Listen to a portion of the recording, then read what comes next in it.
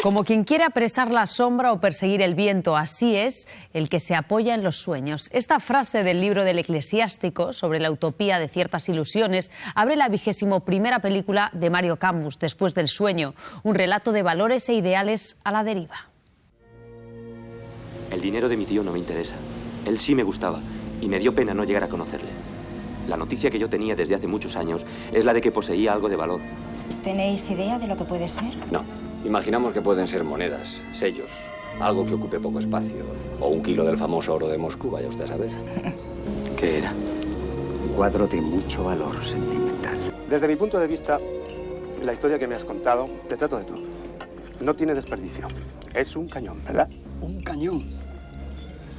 ¿Qué tal, Javier? ¿Cómo estás? Muy bien, buenas noches. Vamos a comenzar hablando de Mario Camus, del que hemos hablado mucho en este programa. Esta es su primera película de la década de los 90 y podemos hablar también de una nueva etapa. Sí, sin duda. Después de La forja de un rebelde, que es del año 90, magnífica serie de televisión de esta casa basada en la trilogía de novelas de Arturo Barea, Mario abandona ya para siempre sus grandes proyectos.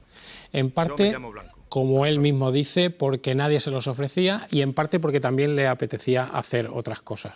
E inicia esa última etapa de su cine con películas más pequeñas, más intimistas, más insobornables incluso. Todas ellas ambientadas en la contemporaneidad, en la actualidad, y muy basadas en un estilo de vida, en unos ideales, en una ética muy de Mario Camus, pero reflejados en sus personajes. Estamos celebrando, nos estamos sumando en la historia de nuestro cine la celebración del 30 aniversario de la caída del muro de Berlín, y esta película, como su propio título indica, supone el fin de un sueño. Sí, es el fin del sueño de la utopía comunista. Es también el desencanto de una generación. Eso sí, es el fin de un sueño, o el fin del sueño, pero no es el fin de los ideales. De hecho, cuando el viejo exiliado, que ha vivido en Rusia tantos años, vuelve a España casi para morir, cuando le rebaten el fracaso de la Rusia soviética, él viene a decir algo así como: la próxima vez lo haremos mejor. Es una fábula de los tiempos modernos, donde van incluidos estas personas como la antítesis de todo, claro. Como el recuerdo de un tiempo viejo donde había voluntarios y gente que creía en la hermandad y todo eso. A pesar de tratarse de un drama sobre esos valores del individuo y de la sociedad, también es una película que tiene muchos otros apuntes de cine de género. Y de géneros muy distintos, además. Por ejemplo, del cine de aventuras clásico. Aquí tenemos héroes, tenemos viejos marineros, tenemos piratas, tenemos incluso secretos y tesoros escondidos que nadie encuentra. Y luego hay particularidades directamente del cine negro y de la intriga. Hay detectives privados, hay mujeres fatales, 2 mujeres fatales o con cierto aire de fatalismo. E incluso hay un MacGuffin hitchcockiano, que es el cuadro perdido que todos buscan. Y como buen MacGuffin, es algo que no es lo esencial de la película, pero es lo que mueve a todos los personajes. Tenemos, como tú bien dices, muchos elementos y también muchos personajes interpretados por actores de generaciones distintas, y yo creo que es un gran reparto, es otro de los atractivos. Un gran reparto, quizá. Por tiempo en pantalla el más protagonista es Antonio Valero, que ya había sido Arturo Barea en la serie de televisión La forja de un rebelde, que está estupendo, con un abogado que se mueve entre 2 mundos, el mundo de los valores y el mundo del dinero, muy crápula, muy listo. Y luego tenemos gente de una generación parecida a la de Antonio Valero, a Ana Belén, Carlos Hipólito, algo más jóvenes como puede ser Carmelo Gómez, y luego veteranísimos como Fernando Rey y como Agustín González, y la curiosidad de ver a Judith Mascó, modelo entonces en la cúspide, en una de las 2 únicas películas que hizo. Pues vamos a disfrutar ya de esta película de Mario Camus. Gracias, Javier. Nada. 2 cuestiones llevaron a Mario Camus a abordar el personaje del español que regresa a su tierra: el hecho de que el propio Camus tenía un tío en el exilio en Venezuela, y sobre todo las cartas de agradecimiento que tras la emisión de La forja de un rebelde le enviaron algunos exiliados. Les dejamos con Después del sueño, la historia de una utopía.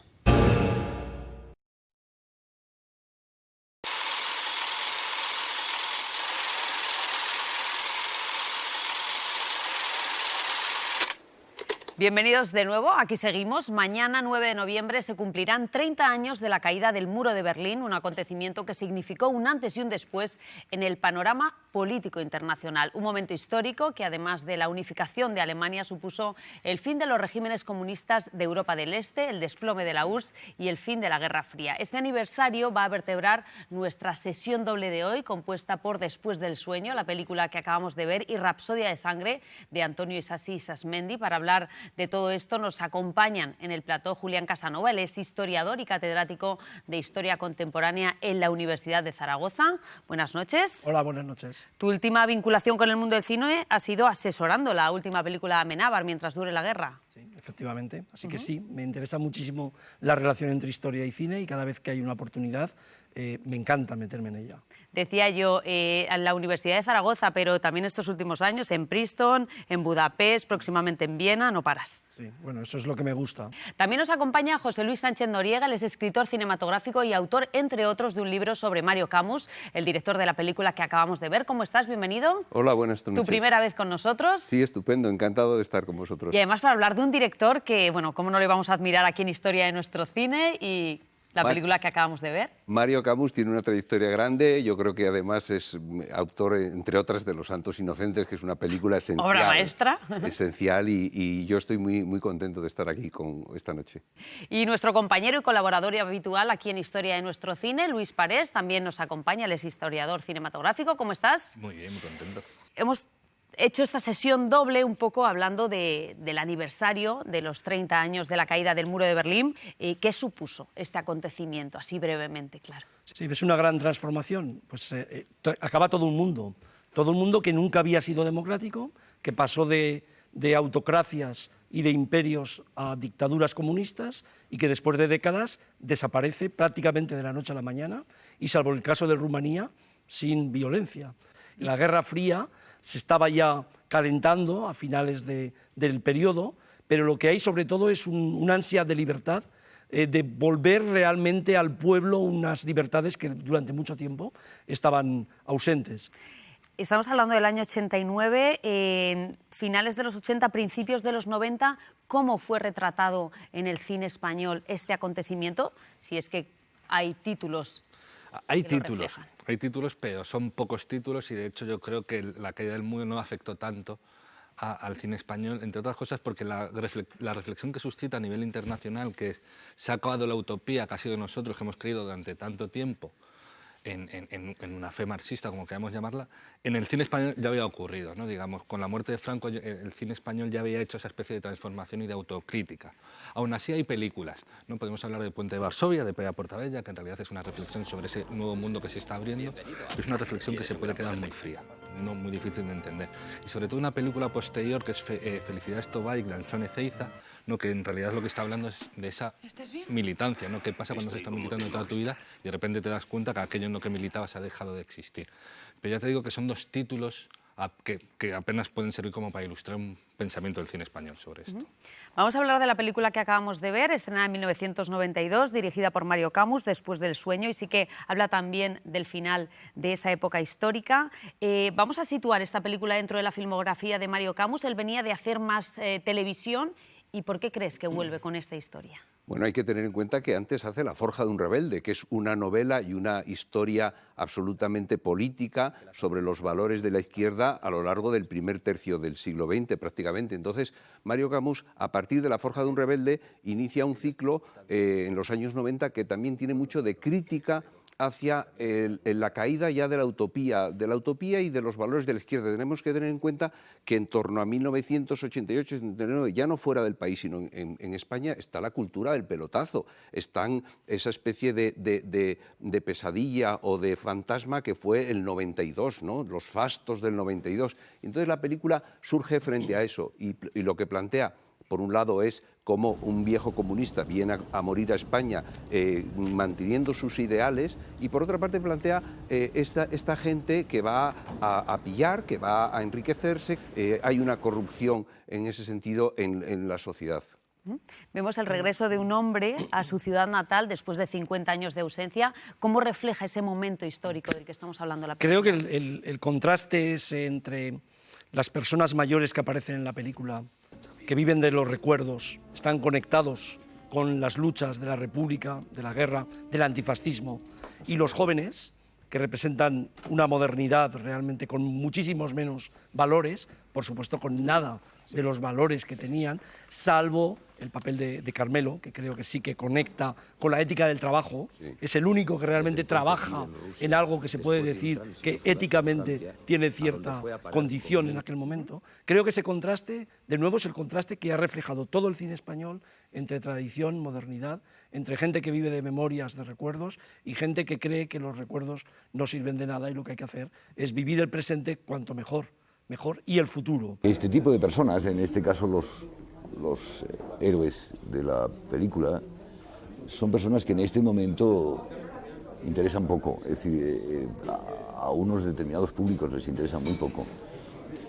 Puede ser que no sean los personajes más atractivos del momento, ¿no? He estado de fresador en una fábrica de rodamientos hasta que me jubilaron, 35 años. Algunos críticos hablaron en su momento, definieron esta película en su momento como un verso suelto dentro de la filmografía de Mario Camus. No sé si estás de acuerdo, Luis. No estoy tan de acuerdo. Bien es cierto que ahora mismo pensamos en Mario Camus como un gran autor, pero también tenemos que tener en cuenta que no siempre lo fue. Trabajó mucho de encargo, hizo películas con Sara Montiel, con Rafael, incluso el ciclo literario de los 80 era por encargo.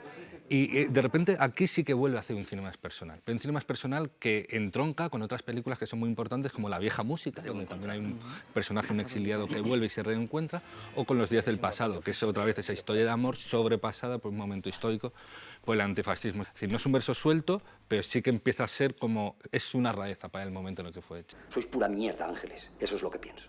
Él establece como dos planos, ¿no? Que tiene que ver con las profesiones, tiene que ver con el valor del dinero, tiene que ver con los ideales, con la utopía. Es decir, establece casi hay un dualismo muy señalado, y es, por una parte está ese personaje que hace Carmelo Gómez y Salud, ¿no? La chica, la nieta del hombre adinerado, y luego están pues los abogados, los periodistas. Hay un buen palo al periodismo manipulador, a la gente que utiliza el periodismo para obtener otras cosas, etcétera, y por supuesto a esos abogados que roban el cuadro, literalmente. La corrupción, la corrupción claro. Y los ladrones que ya están allí también, los ¿no? arquitectos. En la historia de España en aquel momento. De nuevo, creo que eso es interesante, porque además, ¿qué más da que el comunismo hubiera sido ya un fracaso? Que hubiera acabado en pesadilla lo que empezó como un sueño revolucionario o como un sueño igualitario. Ellos mantienen los recuerdos, y sus recuerdos son éticos. Y los ideales, ¿verdad? Y sus recuerdos son éticos, siempre son éticos. Sí. Por eso es tan bonito el personaje de Carmelo Gómez, porque consigue compartir la escala de valores de esas personas que hicieron la guerra, pero es una escala de valores que él ha aprendido en el cine. Eso es algo interesante también, ¿no? Sí, ese amor por el cine de Mario Camus que está tan reflejado en la película. Ya la primera película que ve del Capitán Berín de Hathaway dice, bueno, en Santander, una persona que se dedica a vender pescado, primero a pescarlo y después a llevarlo a la lonja, y que está viendo este tipo de películas, me parece que es una conexión muy interesante, y aparte de que te guste el cine y quieras reconocerla. Lo que sucede cuando programamos películas que tienen dos grandes directores detrás es que hay muchos detalles en los que profundizar, y el director de la película que vamos a ver a continuación también fue un grande del cine español, Antonio Isasi Sasmendi, que en 1957 dirigió Rapsodia de Sangre, es la película que veremos a continuación, y que, Luis, pertenece a ese cine anticomunista que se hizo en esos años 50 aquí en España. Sí, de hecho, el cine anticomunista, o digamos el posicionamiento de España contra el comunismo en cine, tiene como dos vertientes.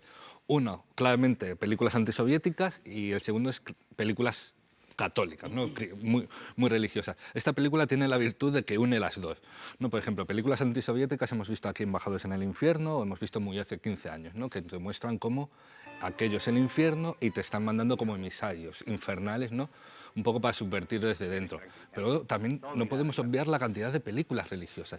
Cerca del cielo, o una de Ana Mariscal que se llama La ciudad se hicieron fuego. Esta película aúna ambos caminos. ¿Por qué? Porque está claro que hay una crítica, ¿no?, a la opresión soviética en Hungría, pero ¿qué es lo que mueve a esa resistencia y a esa revolución? Un sentimiento cristiano, ¿no?, la pertenencia a un catolicismo. De hecho, el personaje de Vicente Parras es lo que esgrime, ¿no? No esgrime el arte, no esgrime el miedo a la censura, no esgrime nada, esgrime el amor al catolicismo. Es que yo creo que además, precisamente el argumento que hay para estar en contra del comunismo es que es ateo. Y de hecho, hay, en el ciclo de películas, digamos, anticomunistas de los años 50, hay varias que ya hacen referencia al infierno. Es decir, la idea digamos, el cielo-infierno, que es un contexto religioso, ¿no? El punto de partida es interesante porque no es una película solo antisoviética o anticomunista. Es una película sobre la primera de las grandes insurrecciones, que había empezado un poquito en Berlín en el 53 y después siguió en Praga, de que marcan el gran punto mítico de la protesta frente al mundo soviético. Tenéis que saber que Budapest ya está perdido. Un nuevo ataque de los tanques y de los aviones MiG ha puesto fin a una de las más heroicas y desiguales batallas por la libertad. Estamos ante el tercer largometraje de ficción de Antonio Isasi Isasmendi, un director del que hemos hablado mucho aquí en el programa y que abrió muchas puertas, sobre todo de cara también al exterior, ¿no? Sí, él había hecho su película anterior que se llama Relato Policíaco y él ya notaba que él con más medios podía hacer mejores películas. O sea, él se notaba como muy bueno dirigiendo. Y entonces lo que pasó es que conoció a Luis Sanz, que en aquel entonces era el representante de Vicente Parra, y Luis Sanz le dijo: si tú me escribes una historia protagonizada por Vicente Parra, yo te consigo que Cesáreo González entre a producir la película.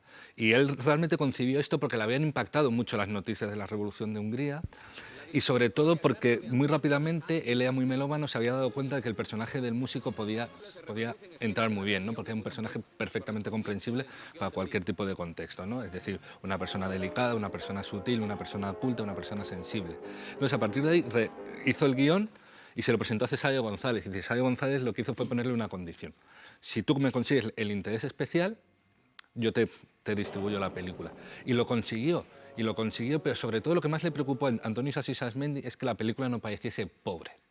Vale, tenía pocos medios, pero quería que la película pareciese como hecha con muchos medios, y consiguió convencer al ejército. Cuando yo empecé a dirigir películas considero que ya lo primero que hacía en serio en el plan de dirección fue Rapsodia de Sangre, que fue la primera película que yo ya hice con mayores medios y con una envergadura distinta. El pueblo está excitado. Los intelectuales tienen la lengua muy larga y dirán: suspenden el concierto porque tienen miedo. Desde que murió Stalin están perdidos. La película tiene a veces estos parlamentos muy ideológicos, casi son como predicaciones de la época, porque me parece que, como, y en eso estaremos todos de acuerdo, todo el cine histórico o de ficción histórica siempre habla del presente, es decir, y aquí se hablaba de Hungría, pero se hablaba también de España, inevitablemente. Y sin embargo, yo creo que dejando un poco de lado esos parlamentos, esos aspectos, luego la película tiene garra en el sentido de que hay una buena ambientación, de que hay fluidez en el relato, de que hay unos personajes bien diseñados. Es decir, es una película que está por encima, yo creo que del nivel del cine español de ese momento, en buena medida, ¿no? Decías que tenía una gran producción, contó con buen presupuesto para la película, pero no se rodó, obviamente, en Budapest, sino en Madrid y Bilbao, ¿fue? No, en Barcelona. En Barcelona. Y Gerona. En Barcelona, Gerona y Bilbao. Esto es increíble porque él se documentó mucho. ¿Y cómo se documentó?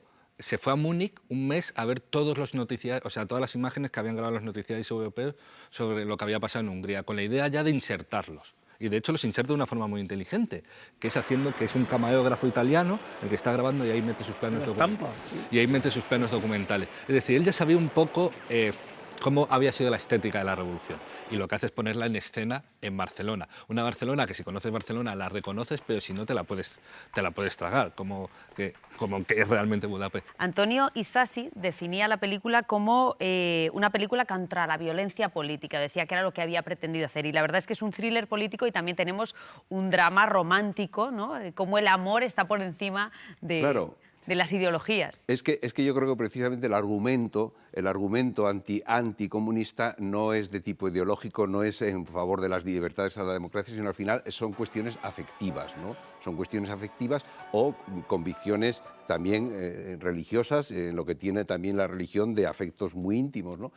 A mí también hay otro aspecto en la ambientación, que es estas imágenes. Ahora estaba viendo la figura de Stalin, esos cuadros grandes que aparecen en la película, y es el culto a cómo está expresado el culto a la personalidad que había en el este y que por otra parte también había en España. Es decir, el caudillismo y el poner los grandes retratos, esa especie de adoración por la figura del líder, eso está en esta película y estaba en la realidad también en el este y por supuesto en España con Franco. Hay que recordar que Stalin había muerto 3 años antes Y hay que recordar que este es el gran punto de inflexión del comunismo. Hay un comunismo con Rákosi, que además aparece en la película, muy duro hasta el 56, y después viene un comunismo que se llama comunismo Gulasch, como un comunismo más moderado, reformista, representado por Kadar, y todo eso viene por la gran revolución esta, que es un mito en la historia de Hungría, pero también porque Stalin empezaba a caer como gran héroe que había sido con Khrushchev en aquel momento. Luis, de cara a los espectadores que no han visto la película, hablemos brevemente del reparto. Tenemos a Vicente Parra, tenemos a Arturo Fernández, a Rosa María Salgado. Sí, Vicente Parra había hecho solo un papel importante que era en El Expreso de Andalucía, pero ya prometía, ¿no? Sobre todo porque era muy guapo, pero también tenía como cierta dulzura que no era típica de los galanes españoles de la época, ¿no? Que eran como más masculinos. Y este es realmente el primer papel protagonista y lo hace muy bien, porque realmente él como pianista tiene que tener esa delicadeza. Obtuve el premio Triunfo del Mejor Actor Nacional y creo que es debido a mi gran comunicación con Antonio Isasi Sasmendi. Nos llevamos, pues como imagino que se llevaba Kazan con James Dean cuando rodaban en América. Arturo Fernández lo que hace es un papel, digamos, de detonador. Estaba también al principio de su carrera y, de hecho, quienes lo hemos conocido como con el personaje que hizo célebre al final de su vida, nos puede llamar la atención que sea realmente un movilizador de masas. Es decir, son actores que están al principio de su carrera y que todavía no habían sido los personajes y los actores míticos en los que se convertían después. Realmente están muy bien y están, sobre todo, incluyendo en sus personajes algo que era bastante inédito en el cine español, que es la dulzura en tiempos turbulentos. No son digamos, personas torrenciales, pasionales y fuertes. Y eso es una novedad para aquel momento. Me quedaría horas escuchándoos, pero tenemos que terminar. Un último apunte. Es que es una película, es verdad que es pacifista en el sentido de que no hay unos guerrilleros que organizan una resistencia armada, sino que eso sí sucede, pero sucede como consecuencia de un grupo que apoya al pianista. Es decir, el pianista es una persona que incluso duda en ser quien dé la señal del levantamiento. Pero hay una moraleja, hay 5 segundos. Sí. Hay una moraleja, que es lo que les había dicho Franco a los españoles.